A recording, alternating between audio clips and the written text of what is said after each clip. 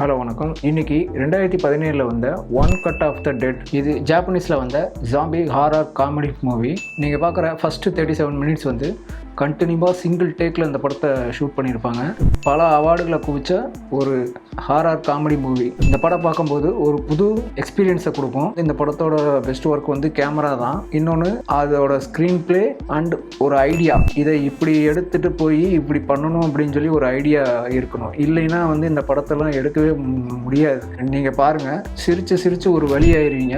அவங்க எப்படி இந்த கதையை உருவாக்குனாங்க அப்படின்னு சொல்லி செகண்டாக அது விஷயம் போயிட்டுருக்கோம். இந்த 37 மினிட்ஸ் வந்து ஷூட் பண்ணும்போது என்னென்னலாம் அங்கே நடந்துச்சு, ஏன்னா பிளான் பண்ணது வந்து ஒரு ஷெட்யூலாக வந்து கரெக்டாக நம்ம பிளான் பண்ணி ஸ்க்ரீன் ப்ளே பண்ணி ஒரு டைலாக் எழுதி அந்த சுச்சுவேஷன் கேமரா ஆங்கிள்லேருந்து எல்லாமே அந்த ப்ராசஸில் வந்து இப்படிலாம் பண்ணணும்னு சொல்லி பிளான் பண்ணி போகிறோம். அங்கே என்னென்ன மாதிரியான ஸ்ட்ரகிள்லாம் அங்கே ஏற்பட்டுச்சுன்னு சொல்லி பிஹைண்ட் த சீன் வந்து நமக்கு காட்டுவாங்க. படத்தில் கேமராமேனாக நடிச்சிருப்பாரு. அவரோட போர்ஷன் வந்து அல்டிமேட்டாக இருக்கும். இந்த 37 மினிட்ஸ் வந்து ஒரிஜினலாக எப்படி ஷூட் பண்ணுன்னு சொல்லி டைட்டில் எண்டு கார்டில் கட்டுவாங்க.